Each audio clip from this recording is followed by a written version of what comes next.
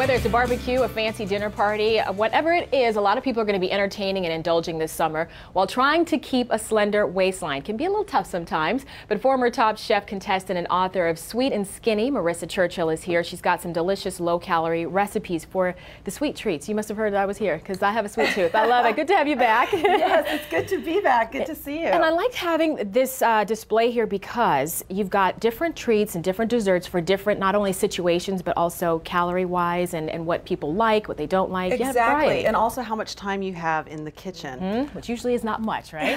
So let's say we'll get to that in a minute. Let's say that you've got some guests coming over. You want to prepare a really good dessert for them, but you don't want to put all the calories in there. This is a good one, right? Well, this is a great one. This is from the American Classic section in my cookbook, Sweet and Skinny. Okay. And this is the lemon bar. And what we have done is, first of all, we've cut down the fat in the crust by about half just by using egg beaters, or the liquid egg beaters, or the egg whites rather than whole egg.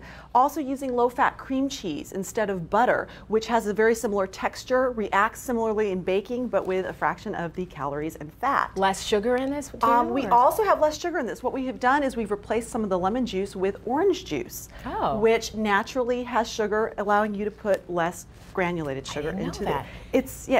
There's some great little tricks like that that you can do to really keep the flavor the same, but cut out some of the fat and calories. And you mentioned the crust. Is that where the majority of the fat or the calories is? Well, exactly. Like we use no butter in the curd whatsoever. A lot of lemon curds have butter, but instead of using that, I've actually gotten some of that texture by actually adding flour into the lemon juice and baking it that way. And the kids, I'm sure, like them not only because it's easier to hold on to them, but you told me you can freeze these, is that right? Yes, they freeze. They keep really well, so it's great because if the kids are going to come over and they want to go swimming or something along those lines, it's perfect. You can pop them out of the freezer, just leave them at room temperature, and you're good to go. And about 170 calories, right? Each? Yes, is that right? each one. Each one, and only 4.5 grams of fat. I like that. Okay, so we're going to move over here to this middle section here, and this is if you have guests coming over, last minute you decide you want to make some drinks. Exactly. Surprise guests. This is from the desserts in under 30 minutes section, and this one can actually be done in under 10 minutes. Okay.